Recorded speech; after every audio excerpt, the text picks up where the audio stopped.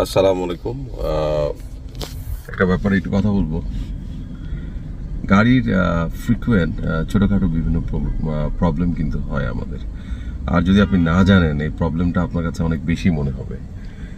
যেমন আমার গাড়িটা স্টার্ট করলাম, স্টার্ট হচ্ছে, এসি চলছে, কিন্তু গাড়ি এক্সিলারেশন হচ্ছে না।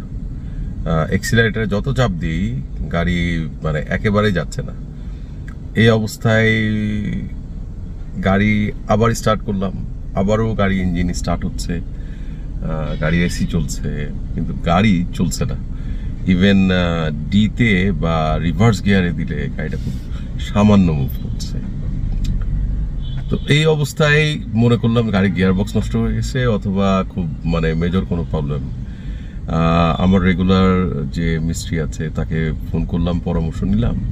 পরামর্শ কিন্তু খুব সিম্পল, স্যার আপনার গাড়ির চাবিটা পুরোটা বের করেন, স্টার্ট বন্ধ করেন, চাবি বের করেন, 2-3 সেকেন্ড পরে আবার স্টার্ট করেন, গাড়ি ঠিক হয়ে যাবে বলেই কেটে দিল লাইনটা। আই থট একটু মানে এত কনফিডেন্ট হয় কি করে।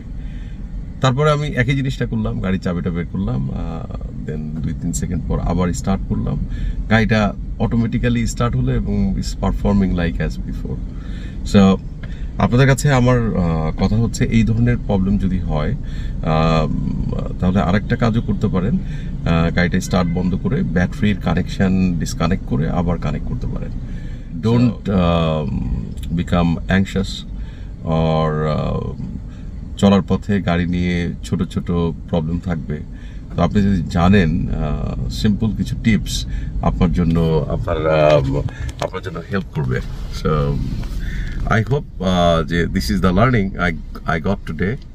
এবং গাড়িটা যদি কখনো এরকম করে যে এক্সেলারেশন দিতে পারছেন না বা গাড়িটা নিচ্ছে না বা গিয়ারে ফেলেও গাড়িটা চলছে না সামনে বা পিছনে, তখন জাস্ট চাবিটা বের করে ফেলবেন। চাবিটা এইভাবে বের করবেন, দেন কিছুক্ষণ ওয়েট করবেন, আবার স্টার্ট করবেন। So it's done, that is the thing. আমাদের ভালো লাগলে চ্যানেলটা সাবস্ক্রাইব করেন। We can be in touch. Thank you very much.